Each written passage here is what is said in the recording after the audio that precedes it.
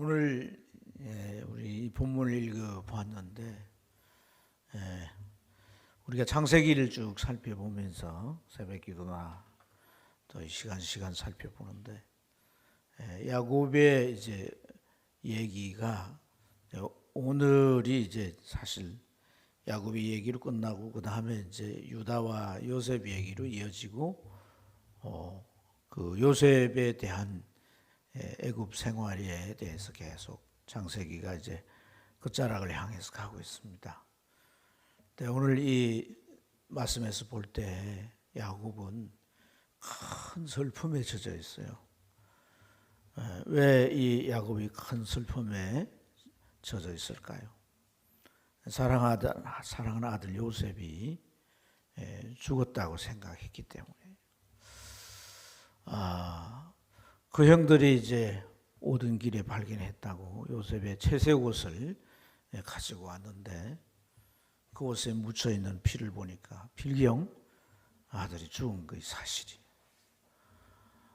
또 아들이 아마 광야에서 어떤 맹수에게 물려서 찢겨서 그렇게 죽었을 것이다. 옷이 찢어지고 피가 묻혀 있으니까 당연히 그런 생각을 하게 되죠.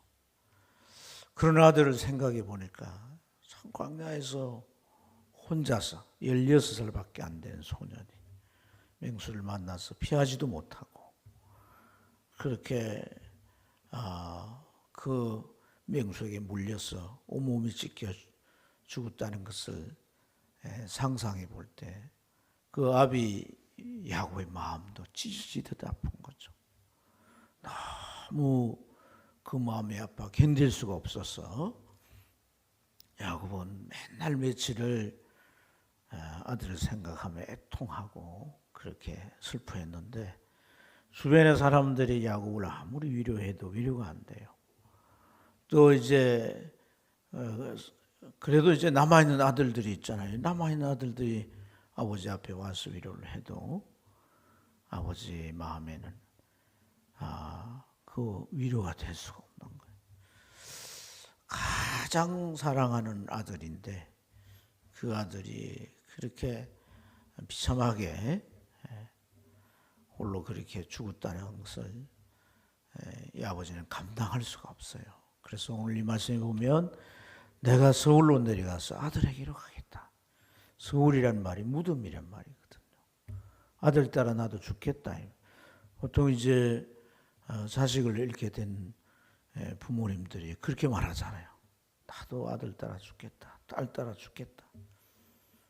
그건 참 살아있기가 힘든 그런 엄청난 고통이기 때문에 그런 표현을 쓴다고 봐요.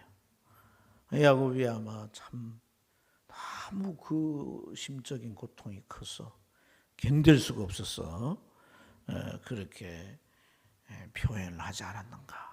우리가 그렇게 생각합니다. 자, 야곱이 이런 큰 슬픔 가운데 휩싸여 있지만은 사실 우리가 이 내용을 전체를 볼 때 어떻습니까? 요셉, 사랑하는 그 아들 요셉이 살았어요? 죽었어요? 아직 살아있는 거예요. 근데 죽은 줄 알고 이렇게 야곱이 지금 슬퍼하는 거죠. 그래서 이제 죽었다고 생각했지만 사실 그는 형제들에 의해서 죽을 뻔했다가 그 유다의 중재에 의해서 아리마대 사람들이 애굽에 장사하려 가는데 그 사람들 편에 노예로 팔아버리죠. 그래서 우리가 마지막 절에 보면 그가 애굽 이집트의 노예 시장에서 팔리는 그러한 장면을 우리가 이 말씀에서 볼 수가 있습니다. 그러니까 살아 있는데 노예로 이제 팔려갔는데 그 이제 아들들이 사실 이제 이 상황이 처음에는 뭐 죽이자 그렇게 했지만은 루벤이 장자죠. 그가 이제 양떼들 돌보고 구덩이에 던져놓았던 그런 이 야곱을 이제 꺼내서 이제 다시 이렇게 좋게 해서 되돌아가기를 원했지만은 와 보니까 동생이 팔려버렸단 말이에요. 그러니까 나는 어디로 갈까? 이 표현이 뭐냐면 내가 아버지를 만나서 어떤 말을 하겠는가 할 말이 없다는 거죠. 큰일 났다는 거죠. 그래서 그를 구덩이에 던져 넣을 때 벗겨버렸던 그 채색옷, 채색옷은 이 귀족들, 왕족들만 입는 그런 옷이라고 합니다. 고대 채색옷. 그 옷을 아버지가 지어 입히고 그를 너무나 이제 편애하니까 형들이 화가 나서 그 옷을 벗겼죠. 근데 그 옷에 이제 그 염소를 잡아서 피를 묻히고 옷을 찢어서 마치 맹수에게 물려 죽은 것처럼 그렇게 꾸민 거죠. 꾸며서 아버지를 뭐 했던 거예요? 동생이 죽었다. 이렇게 팔아버려 놓고 죽었다라고 이렇게 속인 것이단 말이에요. 어쨌든 아들들이 이렇게 자기 동생을 그렇게 팔아놓고 죽었다고 속인 그 일로 인해서 야곱은 견딜 수 없는 슬픔에 빠져서 맨날 며칠을 애통하고 심적인 엄청난 고통 속에 휩싸여 괴로워하고 있는 이러한 모습을 볼 수가 있습니다. 우리가 참 살면서 이런 인생에 큰 고통이 찾아오게 되면 여러 가지 생각들을 하게 되죠. 여러분 오늘 이 말씀에서 이 야곱의 심정이 어떨까? 어떤 생각들을 할까? 우리가 한번 상상을 해보게 될 때 어떤 생각들이 야곱의 뇌리 속에서 이렇게 스쳐갔을까 하는 거예요. 아무래도 이제 먼저 드는 생각은 내가 참 잘못했구나 자책하겠죠. 아직 어린데 혼자 그 먼 길을 신부름 보내는 게 아닌데 그걸 보내가지고 그 맹수한테 내 사랑하는 아들을 잃게 되었구나 그렇게 자책하겠죠. 또 하나는 어떤 생각을 하겠어요? 아직도 하나님께서 나의 잘못을 찾아내셔서 뭘 하실 게 있는가? 내가 가장 사랑하는 아들인데 이 아들을 이렇게까지 데려가셔야 할 만큼 내가 하나님과의 관계 속에서 아직도 문제가 있는가? 그런 이제 아마 원망과 함께 그 마음에 풀리지 않는 그런 숙제 같은 것이 그 마음에 아마도 있을 거예요. 사람이 좋은 일 당하고 행통한 일을 당하고 기쁜 일이 있고 즐거운 일이 있어야 마음이 편안하잖아요. 그런데 지금 당면한 일이 자기 목숨 같은 자식을 잃었으니까 하나님에 대해서 좋은 생각을 할 수가 없죠. 하나님 왜 이럴까? 그런 생각도 아마 하게 될 것입니다. 그런데 또 한편으로는 사실 야곱의 이 고통은 사실 이제 창세기 기록 가운데는 마지막 고통이에요. 이후에 야곱이 어떤 고통을 당했다는 기록도 없고, 물론 뭐 자식들에게 일어난 일들이 있겠지만 치명적인 이런 고통을 겪은 적이 없어요. 그러니까 야곱의 고통은 이제 성경의 기록상은 그 아들 요셉이 이제 애굽의 총리가 돼가지고 빵빠레를 울리면서 딱 나타날 그때까지 이 야곱에는 이제 더 이상 고통이 없다는 거예요. 여러분 이게 마지막 고통이다. 그래서 이것은 굉장히 야곱의 이제 신앙 일생에 있어서 영적인 측면에서 아주 이제 중요한 어떤 이 전환점을 우리에게 보여주고 있는데, 그런 이제 이 전환점은 아무래도 이제 이 야곱이 모든 육신의 이런 아들들이 맡아 하게 되겠고, 그는 이런 상황 가운데서 하나님 앞에 자신을 가다듬는 그런 시간이 되겠죠. 그런데 나중에 요셉이 살아있게 되었고, 살아있는 정도만 아니라 애굽의 국무총리가 되어서 양식고갈간 형제들을 이제 만나게 되고 또 아버지까지 이제 초청을 하게 되는 이런 상황이 돼서 그가 보내준 아들이 보내준 그 황금 마차를 타고 야곱이 이제 애굽 가서 아들을 대면하는 순간 그런 어떤 생각을 하게 됐을까요? 아들이 살아있다. 또 이런 영광스러운 신분이 됐다는 것도 생각했지만 한편 생각하면 어떤 생각이에요? 다른 아들들에게 속았다는 생각이 들지 않겠어요? 그렇지 않습니까? 애굽의 노예를 팔아버려 놓고 죽었다고 했으니까 마치 맹수에게 찢겨 죽은 것처럼 꾸며가지고 그렇게 아벨을 속여서 그 동생이 죽은 엄청난 슬픔과 고통에 휩싸여서 괴로워하도록 그렇게 한 거죠.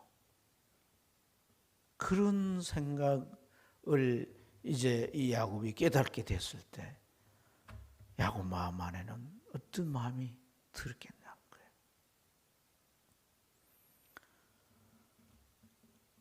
여러분, 우리에게 있어서 참 우리가 연약하기 때문에 범죄하는데 이 야곱에게 있어서 이 속이는 이러한 죄, 또 나중에 형의 그 장자의 축복을 받기 위해서 그가 어떻게 형처럼 꾸미잖아요. 꾸며서 속이고 아버지를 속이고. 이것은 야곱이 사람이 다 죄가 있죠. 여러 가지 죄가 있죠. 야곱에게 있어서 많은 죄가 있겠지만 그 중에 아주 뿌리 깊은 죄, 이 속이는 죄, 계속해서 반복되어 짓는 죄. 이러한 이 죄가 얼마나 무슨 건가 하는 것을 그가 나중에 홀로 깊이 깨달지 않게 된 말이에요.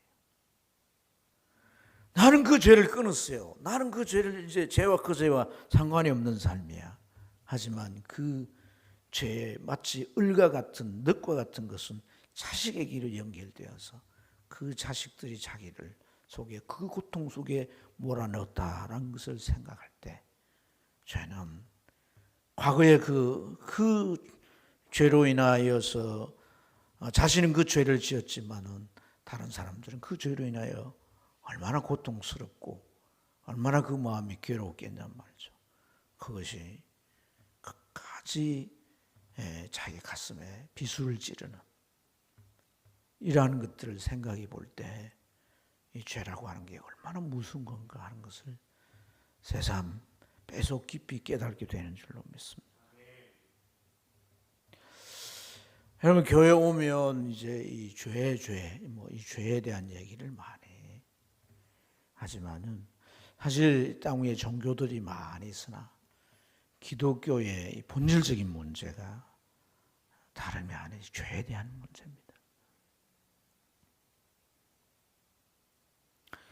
불교는 이 죄를 그렇게 크게 다루지 않습니다. 뭐 욕심, 뭐 이런 표현들, 인정, 뭐 이런 것에 대한 얘기를 많이. 다른 종교도 마찬가지예요. 그러나 기독교, 성경에는 죄 문제를 깊이 다루고 있는 거예요. 여러분, 그래서 이 성경이 전체 우리에게 주는 큰 주제가 구원인 거죠. 구원. 그 구원과 함께 또 뒤집어 보면 삶이죠. 구원받은 자의 삶. 두 가지로 우리가 축약할 수가 있는데 구원이 뭐로부터 구원인 거예요? 죄로부터 구원이에요. 죄로부터. 천국이냐 지옥이냐 그건 다음의 문제란 거예요. 죄로부터 우리를 구원하시고 이 죄의 이 속성 뿌리 이런 것으로부터 우리를 그런 것들을 다 뽑아내서 우리를 정결하게 하심으로 하나님께서 우리를 새롭게 빚어가시는 그런 것이 바로 우리가 살아가는 삶 속에 일어나는 일인 줄로 믿습니다. 그래서 우리가 이러한 이해를 좀 더 이제 해야 될 필요가 있는데 사실 이제 이러한 문제들이 이 죄가 해결되고 또 우리가 경건되게 영적인 그런 성숙을 이루어가면서 우리의 신앙의 레벨이 한 단계 깊어져 가고 그것을 통해서 하나님은 이 땅 위에 자기 백성들을 거룩하게 빚어가시며 또한 위대한 비전으로 인도해 가시는 줄로 믿습니다. 우리가 이제 지난 시간에 지난 목요일 날 그 성막 세미나를 갔다 왔는데요. 이 성막 세미나에 또 뭐가 또 오신 분들도 있고 제가 이제 갔다 오면서 대충 얘기를 들어보니까 은혜를 받았는데 너무 많이 받아가지고 어떤 게 제대로 된 은혜인가 생각이 잘 안 된다고 그래서 이게 좀 정리가 필요하겠구나 그런 생각도 함께 하면서 오늘 이 야곱이라고 하는 인물이 참 이제 어떤 단계에 올라갔는가 또 이런 것들을 우리가 나누면서 우리의 신앙도 그냥 교회 왔다 갔다 시계초 마냥 그런 것이 아니라 이 신앙에 어떤 단계가 있고 차원이 있고 레벨이 있다. 그것이 또한 우리에게 뭘 의미하고 어떤 축복이 되는가 이런 것들을 좀 한번 살펴볼 필요가 있는 줄로 믿습니다. 그래서 자 한번 성막을 한번 좀 띄워보아 주시기 바랍니다. 성막을 보면 이제 이 성막에 뜰이 있죠. 뜰에는 기둥을 이렇게 해서 이 천막을 이렇게 쳐놓습니다. 여기는 입구가 되겠고 이제 성막을 크게 세 구분을 하면 이런 뜰이 있고 그 다음에 이 뜰 이제 가운데 보면 여기 이제 성소와 지성소가 있어요. 그래서 성소가 여기까지 나누어지고 요 끝에는 가장 중요한 지성소가 있는데 그래서 이 성막은 크게 세 단위로 이렇게 나누어 볼 수가 있는 거거든요.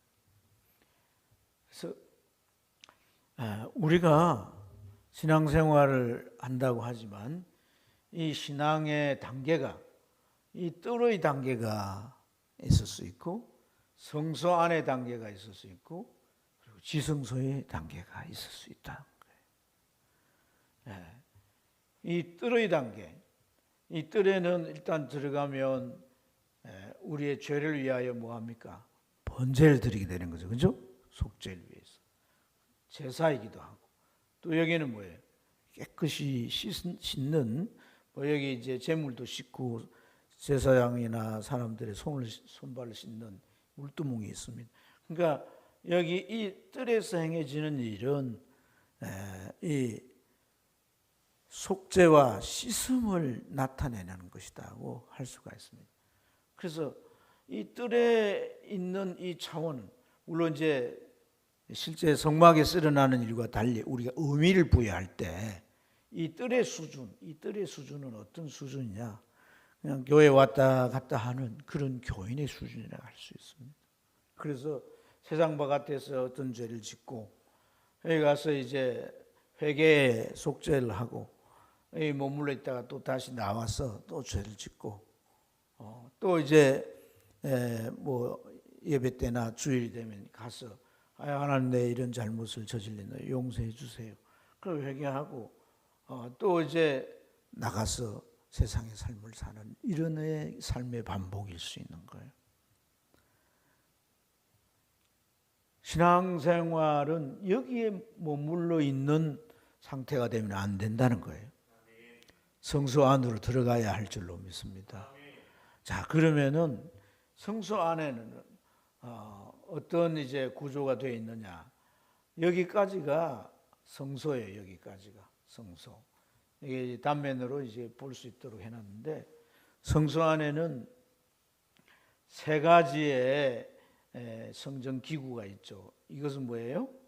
금초대 7 등잔이 있는 금초대. 이 불을 이제 해서 불을 밝게 하죠. 그 다음에 12떡상을 6개씩 나누어서 12떡상이 있고 가운데는 뭐가 있어요? 분향단. 하나님 앞에 분향해서 올리는 그런 분향단인데 자, 이 세 가지의 기능 굉장히 참 중요한 거예요. 일반 제사장은 당번제를 정해서 자기의 이제 차례가 되면 가서 제일 먼저 하는 게 뭐냐면 이 등대에 불을 켜는 거예요. 왜 켜야 되겠어요? 사면만 아니라 육면, 이 하늘과 천정과 바다까지도 다 빛이 차단되어 있는 거예요. 그래서 우리 가봤잖아요, 그죠? 어제 이 안에 캄캄한 거죠. 그래서 이 빛이 없으면 아무것도 보이지 않고 아무 활동도 할 수가 없는 거예요. 이 빛이 이 등잔에 불을 다 이제 켜서 환히 밝혀야 그 안에서 제사장이 떡 진상도 하고 분향도 하고 이런 모든 의식들을 행할 수가 있는 거예요. 그래서 중요한 게 뭐예요? 이 등대가 먼저 켜져야 되는 거예요. 그럼 이 등대의 기능이 뭐예요? 이것은 진리로 말미암아 우리의 영혼이 환히 밝아지는 것을 의미하는 줄로 믿습니다. 그래서 이러한 제가 몇 주 전에 설교를 한 말씀 가운데 우리의 영혼의 등불을 꺼서는 안 된다는 그 메시지가 이런 의미에서 중요하게 차지하는 거죠. 이게 켜져야 되는 거예요. 이것은 이 빛이라고 하는 것은 항상 진리를 의미하는 거죠. 진리. 이 진리가 우리 마음에 깨닫게 해서 선과 악을 알게 하고 옳고 그름을 알게 하고 어디가 길인지를 보게 하고 모든 삶을 하나님의 백성답게 살아가게 하는 그런 이제 역할을 하는 것인 줄로 믿습니다. 그리고 이제 이 향단이라고 하는 것은 분향단이라고 하는 것은 하나님 앞에 이제 아침 저녁으로 향을 갈아서 계속 그 향을 피워서 올려지게 하는 것인데 이 향은 네 가지의 향품으로 섞어서 만든다고 그랬어요. 그런데 그 네 가지 향품에다가 소금을 섞고 거기에 또 기름을 배합해가지고 이 향을 만들어 피우는 거죠. 이것은 우리에게 그 의미를 적용한다면 뭐다 하는 거예요? 기도라는 거예요. 기도가 절대로 끊어져서는 안 된다는 거예요. 계속 하나님 앞에 지속적으로 정기적으로 하나님 앞에 우리가 기도 생활을 해야 한다는 거예요. 모르겠어요. 여러분은 어떻습니까? 나는 새벽기도 한 번 빠져도 영적으로 이렇게 이 상태가 어떻다는 것에 대한 느낌이 있어요. 여러분들은 워낙 영성이 뛰어나서 그런 거 못 느끼는지 모르겠지만 저는 뭐 새벽기도 한 번 제대로 안 해도 영적인 어떤 차이점을 느낍니다. 이 분향이 바로 기도고 이러한 이 기도를 성경이 표현해 의하면 요한계시록 4장과 8장에 그 천사들이 금대접에 성도의 기도를 담았어. 이렇게 하나님 앞에 올리는데 그게 바로 이 향단의 향기와 같다는 거죠. 그래서 이 향기가 위로 올라가잖아요. 그죠? 이게 향이 올라서 이 너머로 넘어간다는 거예요. 왜냐하면 공간이 딱 여기에서 이쪽으로 넘어가는 그런 것이 바로 하나님 앞에 올려지는 우리의 기도의 모습이에요. 이 떡상이라고 하는 것은 이제 12떡을 곰 가루를 빻아서 또 그 기름을 다 이렇게 범벅을 해가지고 구워서 여기에 진상을 하는데 여러분 떡이라고 하는 것이 12개라는 것은 이스라엘 12지파를 상징하게 되는 거죠. 그 12지파의 상징이니까 12지파가 하나님 앞에 드리는 예물인 거예요. 예물. 그러면 이게 뭐의 예물이에요? 떡이라고 하는 것은 우리의 양식이잖아요. 양식. 그렇죠. 하나님의 백성 삼아주시고 하나님의 뜻을 따라 살아갈 때 우리 삶의 때를 따라 하나님께서 먹을 것 입을 것을 다 주셔서 우리가 살아가게 하시는 그런 삶의 은혜에 대한 감사인 줄로 믿습니다. 그래서 이 떡은 하나님 앞에 하나님 말씀을 따라 순종하며 살았던 그 삶의 결과물로서 드리는 것이고 그것은 또 어떤 의미의 말씀도 되지만 말씀을 순종해서 살았던 삶의 결과물로 드리는 감사이기도 하고 하나님 앞에 드리는 예물이기도 하는 거죠. 자, 그런데 이러한 이 세 가지의 일들을 행하면서 지내는 이것이 성소의 이제 일인데, 정말 하나님이 원하시는 삶은 어떤 삶이냐? 바로 이 성소의 삶이란 거예요. 우리가 신앙생활하는 거, 아까 말씀드린 이 뜰에서 사는 삶이 돼서는 안 되는 거예요.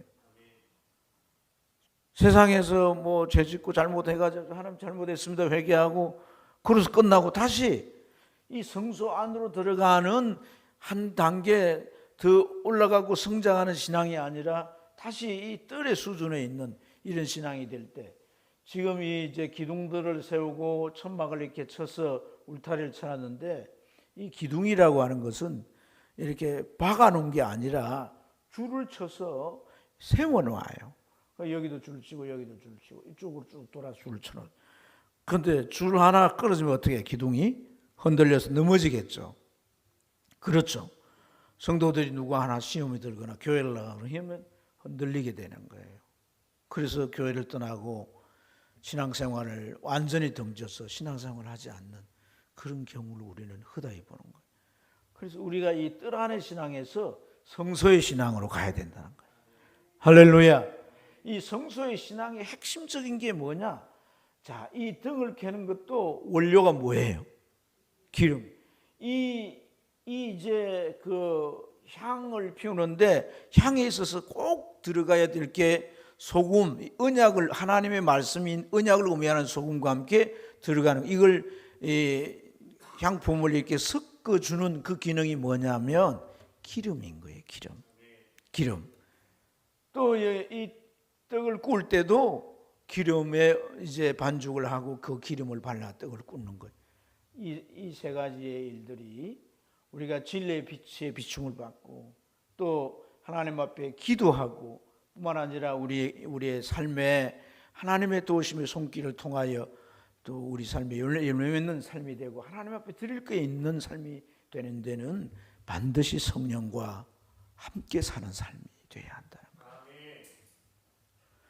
그러니까 이 성소의 삶이라고 하는 것은 성령과 함께 살아야 가능한 삶이란 겁니다. 할렐루야. 그래서 이 성소의 삶은 항상 이 세 가지가 기름이 이제 여기에 포함되듯이 성령의 기름 부음이 우리 삶에 있어야 말씀도 깨달아지고 기도도 하늘에 올려지고 우리 삶에 열매가 있고 감사하는 삶이 계속 이렇게 돌아갈 수가 있다는 거예요. 그러면 여기 이제 이 지성소의 삶은 뭐냐? 마지막 그림을 한번 보십시다. 이 지성소는 하나님께 이제 하나님의 법계, 정극계, 언약에 대한 의미로 할 때는 언약계가 되고, 또 하나님의 율법의 의미를 말할 때는 법계가 되고, 또 하나님의 역사의 놀라운 일들을 의미할 때는 정극계가 돼요. 근데 이 정극계는 하나님의 하나님이 임재하는 곳인데, 하나님이 어디에 임재하느냐? 여기에 임재한다고 해요. 이걸 속죄소라고 하고 하나님이 임재의 자소로 하는 거예요. 대제사장만 여기 들어가는데 앉아서 그가 여기에 송아지 피를 7번 뿌리게 될 때 하나님이 임재하셔서 대제사장에게 말씀하게 되죠. 죄를 용서하시고 또한 그들에게 하나님이 인도의 말씀을 주게 되시는 줄로 믿습니다. 그러면 이 법궤, 이 궤 안에 뭐가 있어요? 세 가지가 있죠. 하나는 십계명의 두 돌판, 또 하나는 아론의 쌍난 지팡이, 또 하나는 항아리 속에 있는 만나죠. 만나. 이라는 것이 하나님의 임재의 결과라는 거예요. 자, 이 돌판에 대해서 그 목사님이 연구를 많이 하셔가지고 우리에게 나누어 줬는데, 돌판, 이 돌이 의미하는 이 돌판의 원어적인 뜻이 뭔가라고 했는데, 우리 성도들이 뭐 각자 이제 생각나는 데 대답을 했는데 하나도 맞지 않았어요. 저도 그 의미를 그냥 돌판에 새겼다고만 생각했죠. 근데 그 돌의 의미가 아버지와 아들의 의미라는 거예요. 돌이 아버지와 아들의 의미라고 하는 것은 그 돌판에 기록된 그 언약 하시는 이가 하나님이시고, 또한 그 언약을 이룰 이가 그의 아들 예수 그리스도시란 거예요. 할렐루야. 그리고 십계명이 두 돌판인 것은 자기 백성과 언약의 의미에서, 상방적인 언약의 의미에서, 하나는 하나님의 것이고 하나는 백성들의 것이라는 의미에서 두 돌판으로 되어 있는 것이죠. 그래서 이 십계명의 내용은 구약의 모든 율법을 축약한 것이지 않습니까? 그죠? 그래서 그러한 하나님의 이제 그 율법을 포함한 십계명, 이것을 예수 그리스도는 이 땅에 오셔서 다 이루신 줄로 믿습니다. 예수님께서 율법을 다 이루시고 완성하심으로 우리가 그분과 연합하게 될 때, 언약으로서 연합하게 될 때 주님이 이루신 그 모든 율법의 은총들이 우리의 의가 되는 줄로 믿습니다. 그래서 나의 의는 사실 부족해도 그 부족한 모든 것을 메꾸시고 채우시는 예수 그리스도의 의 때문에 우리가 하나님 앞에 설 수 있는 줄로 믿습니다. 그래서 그것이 하나님의 이 언약이라는 의미에서의 임재의 의미고, 또 이제 하나는 만나죠, 만나. 이 만나라고 하는 것은 그들이 광야길을 걸을 때 양식으로 주신 거잖아요, 그죠? 우리가 육의 양식도 또 그것을 해 주셨지만, 이 만나가 의미하는 것은 하나님이 주시는 영생하는 만나, 하나님의 말씀인 줄로 믿습니다. 그래서 요한계시록 2장 17절에 보면 그렇게 표현하죠.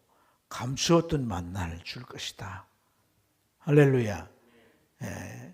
그리고 그들에게 새 이름을 줄 것이고 그들의 이름은 성전 기둥에 다 기록될 것이라고 그랬어요. 그럼 하나님이 주신 이 만나가 감추인 만나라 그러니까 이단들은 내가 깨달은 이게 바로 감추인 만나다 이러면서 그 구절을 딱 이렇게 갖다 대면 진짜 그런가 왜 해가지고 홀딱 넘어가게 되는데, 이 감추인 만나라고 하는 것은 그런 의미가 아니에요. 감추인 만나는 예수 그리스도를 의미하고 하나님의 그 모든 언약에 이루어진 실체 대신 그 예수 그리스도가 우리의 새 만나인 줄로 믿습니다. 할렐루야. 그 만나는 우리가 하나님의 말씀이 정말 깨달아 믿어지고 그 말씀을 따라 순종할 때 말씀대로 이루어지는 놀라운 산 체험들이 바로 그것이 우리에게 새 만나가 되는 것이다. 새 만나. 할렐루야. 오늘 이 말씀 의지하고 살아서 이 말씀이 참으로 내 영혼의 양식이 되었어요. 내일은 또 다른 말씀을 순종해서 삶으로써 또한 나에게 새로운 양식이 되는 줄로 믿습니다. 그래서 우리는 언제나 성령을 통하여서 이 하나님의 말씀은 2000년 전에 주어진 거지만 성령을 통해 깨닫게 할 때 항상 감추인 만나가 우리에게 그 뜻을 드러내므로 새 만나가 되고 늘 우리에게 주어지는 만나가 되는 것인 줄로 믿습니다. 그리고 그러한 그것과 함께 아론의 싹난 지팡이, 이미 나무가 잘라서 죽고 말라버렸는데 그게 싹이 났다는 거죠. 지팡이의 의미가 뭐겠어요? 인도인 거죠. 인도.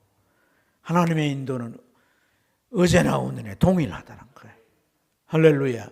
하나님의 임재하실 때에 언약의 실체 되신 예수 그리스도와 우리에게 새 만나가 되어서 성령을 통해 말씀을 깨닫게 하실 뿐 아니라 아론의 쌍난 지팡이처럼 우리의 삶의 길을 친히 인도하시는 줄로 믿습니다. 그래서 이 지성소의 삶은 우리가 성소의 생활을 성소라고 하는 신앙생활을 하다가 이 지성소라고 하는 곳에 하나님의 존전에서 예배하는 것이다. 예배. 그러니까 여러분, 우리가 주일날 하나님 앞에 메인 예배를 드리는 것은 바로 하나님의 존전 앞에 서서 그분의 성호를 높여드리고 찬양하며 영광을 올려드리는 것인 줄로 믿습니다. 그래서 우리의 신앙생활이 이제 성막이라고 하는 것이 결국 모형이잖아요. 모형. 성막은 성전의 모형이잖아요. 성전은 뭐의 모형이에요? 예수 그리스도의 모형이잖아요. 예수 그리스도는 우리에게 교회를 이룬 줄로 믿습니다. 그래서 우리의 교회 생활이 마치 성막 뜰의 수준처럼 왔다 갔다 하고, 하나님 내가 이런 잘못을 회개합니다. 이렇게 하고, 또 이제 하나님의 말씀에 이 진리가 비춰지는 그런 깨달음도 없이, 아무런 영적 감동이나 어떤 느낌도 없이 그냥 예배 자리에 앉았다가 떠나간다면 우리는 뜰의 수준의 신앙생활을 한 거예요. 우리의 신앙생활이 성소에서 신앙생활이 되어야 할 줄 믿습니다. 그리고 주일날 하나님 앞에 그 면전에서는 지성소의 예배가 올려지게 될 때 주님을 대면하고 그 은혜 속에 쭉 많이 젖어들 때 우리가 한 주간 세상에 나가서 하나님의 백성으로서의 삶을 살아낼 수 있는 거예요. 우리는 지금 마지막 때를 살고 있습니다. 참 이 말이 얼마나 실감이 날는지는 잘 모르겠어요. 오늘 이 자리에 앉아있는 분들 가운데 이 말씀이 참 그러하다 이렇게 믿는 분이 과연 여기 몇 %가 될런가를 모르겠지만 주님은 재림하십니다. 이 땅에 오셨던 2000년에 오셨던 그 주님은 반드시 이 세상 역사의 종결과 함께 다시 오신다고 성경은 약속했어요. 근데 주님께서 오실 때 어디에 오실까요? 물론 성경에는 감람산에 오신다고 했죠. 그런데 감람산에 오신다고, 그 산에 우리가 이스라엘 그 감람산에 예수님 재림에 예수님 맞이하려 그곳에 가면 예수님 맞이하게 될까요? 예수님을 맞이하는 것은 우리 신앙생활 속에서 맞이하는 거예요. 그렇다면 우리의 신앙생활이 어디에서 예수님을 맞이할 수 있겠느냐는 거예요. 성소생활이라는 거예요. 성소생활. 성소생활. 뜰의 생활이 아니라 성소생활에서 우리가 주님을 맞이해야 한다는 거예요. 그래서 여러분, 이 성소에서의 생활에서 정말 그 빛을 밝게 해주고, 또한 그 분향의 향을 이게 태워주고, 또 뿐만 아니라 떡도 향기나게 그 떡을 하는 데는 이 기름, 감람유라고 하는 이 것에 채취한 이 기름이 거기 세 가지 다 들어가야 되듯이 성령이 없이는 우리가 성소 생활이 불가능한 거다. 이걸 우리가 정말 중요하게 깨달아야 되는 거야. 성령의 기름 부음이 있어야 되는 거야. 그래야 말씀도 깨달아지고 믿음도 생기게 되고 기도도 해지게 되고 모든 신앙생활이 가능하게 되는 거예요. 성령이 우리 안에 들어와서 성령이 움직이고 활동하는 그때부터 우리가 영적 생활이 되는 거란 말이에요. 그러기 전까지는 우리는 그저 이렇게 뜰에 왔다 갔다 하는 그런 뜰 안의 신앙생활 이상이 될 수가 없는 거거든요. 이번 여러분 성막 세미나 투어 가가지고 저는 이걸 깨달았어요. 그 말씀을 들으면서 우리 성도들의 신앙생활이 이르러야 할 그 레벨이 바로 이거구나 하는 것을 제가 깨달고, 우리의 중요한 게 신앙생활이잖아요. 생활. 그래서 그 나눈 말씀 가운데 이 성소의 생활에 대한 얘기를 하면서 무슨 말씀을 했어요? 열처녀 비유를 말씀했잖아요. 그렇죠. 열처녀가 누굴 맞이하는 거예요? 신랑을 맞이하지 않습니까? 열신부죠, 열신부. 신랑을 맞이하는데 그 가운데 이제 미련한 5 신부는 결국 신랑을 맞이하지 못하는 거예요. 신랑이 더뎌오니까 등불에 있는 기름이 다 달아버렸어요. 등불이 꺼져가니까 이 등불과 기름통을 같이 가져온 슬기로운 5 신부에게 부탁하니까 너희 빌려주면 신랑이 언제 올지도 모르는데 우리도 부족하고 너희 부족할 수 있어. 차라리 기름 파는 곳에 가서 사오라고. 그들이 사러 가는 동안에 신랑이 왔다는 거죠. 참으로 우리가 신앙생활이라고 하는 것이 참 중요한데, 우리가 주님을 재림하는 그 주님을 맞이하는 그런 때에 우리의 신앙이 서 있지 않다 할지라도, 신앙생활을 하다가 우리 생이 다 돼서 간다 할지라도 우리의 신앙의 현주소가 바로 성소의 삶이어야 되는 거예요. 아멘입니까? 야곱은 수많은 이제 참 연단의 과정이 끝나고, 그는 이제 성령과 더불어서 요셉을 만나기 전까지 이 성서의 생활을 계속 한 줄로 믿습니다. 성령 안에 하나님과 교통하며, 그리고 그의 영성이 점점 자라 무르익어갔을 때 하나님은 요셉과 회유하게 한 줄로 믿습니다. 그 이후에 그런 노후를 편안히 지내다가 마지막에 이제 요셉도 부르고 12 아들들을 불러서 한 사람 한 사람 그 12 아들을 축복하는데, 그 12 아들들이 무슨 의미입니까? 이스라엘의 기초돌과 같은 것이라는 거예요. 성경을 보면 놀라운 게 그 12 아들이 빌었던 복이 나중에 모세가 이스라엘 백성들 12지파를 끌고 와서 빌었던 복하고 똑같습니다. 그리고 그 이후에 성경 역사를 추적해 보면 그 12지파가 이루어진 그 빈 복 그대로 복을 받았다는 거예요. 그래서 야곱은 어떤 사람이에요? 축복의 사람이라고 그러잖아요. 축복의 사람. 야곱은 12명의 이스라엘의 초석이 되는 12명의 아들을 낳아서 앞으로 12지파를 이룰 그러한 이스라엘 그들을 향하여 하나님의 축복을 대신 빌어주었다는 거죠. 하나님의 축복을 빌어줄 족장이 필요한데, 하나님은 야곱을 그러한 역할을 하게 하셨는데, 그런 역할을 하도록 하나님은 어떻게 야곱을 이끌어 오셨느냐?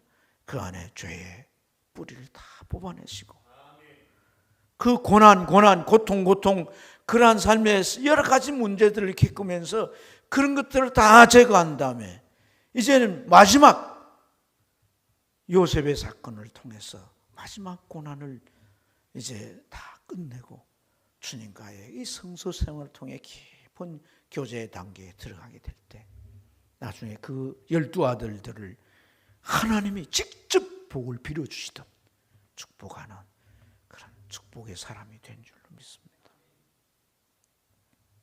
사랑하는 여러분, 참 우리가 이것이 여러분에게 얼마나 마음에 와 닿을지는 모르겠지만, 하나만 좀 기억하시면 좋겠어요. 우리의 신앙생활이 성소 안에서의 삶이 되어야 한다는 거예요. 성령의 비침이 있어야 돼요. 그 비침은 영적인 비침인 거예요. 영적 세계를 볼 수 있는, 영적 세계가 다 믿어지고 그 세계를 이해하고 깨달아지는 이런 비침이 있어야 할 줄로 믿습니다. 그럴 때 우리가 기도가 되어지는 거예요. 하나님 앞에 기도가 올려지는 거예요. 하나님의 존재가 인정되어지고 살아계심이 믿어지고 하나님 앞에 내가 기도해야 되겠다는 마음이 내 안에 생기게 되는 것이라는 거예요. 그리고 내 삶을 주의 말씀을 따라 그 말씀을 의지하여, 마치 베드로가 말씀을 의지하여 그물을 던지니 그렇게 했던 것처럼 말씀의 순종의 삶을 살 때 우리는 하나님 앞에 드릴 수 있는 그런 예물의 떡이 하나님 앞에 진상되는 그런 열매 있는 삶이 될 줄로 믿습니다. 이런 축복된 삶을 사시기 위해서 오늘 이 밤에 우리가 다른 그 무엇보다도 하나님 정말 세미나 같은 분들뿐 아니라 오늘 또 이 그림을 보면서 정인한 이 성막이 된 의미가 이 모행이고, 오늘 우리에게 본질을 가르쳐주는 것이 바로 성도의 삶인데, 그것이 바로 이제 성소의 삶이라고 한다면 하나님, 내가 이런 삶을 살아가길 원합니다. 중요한 관건은 바로 성령의 기름 부으십니다. 하나님, 성령의 기름 부음을 주옵소서. 성령의 기름 부음을 주. 성령이 임하시는 그 역사는 다양해요. 우리 마음이 막 뜨거워질 수 있습니다. 손을 들고 기도할 때는 손끝이 막 찌릿찌릿해질 수도 있어요. 이런 물리적인 현상이 올 수도 있습니다. 해가 꼬여서 방언이 터질 수도 있고요. 우리가 막 마음이 막 괴로워 고통스러워서 자기의 잘못을 회개하게 될 때 막 통회 자복이 일어날 수 있습니다. 이런 여러 가지 성령의 역사와 함께 우리에게 기름 부으심이 있단 말이에요. 이러한 기름 부으심의 역사가 여러분들에게 반드시 체험되길 원하고 이것을 통해서 우리 신앙생활이 전개되기를 축복합니다.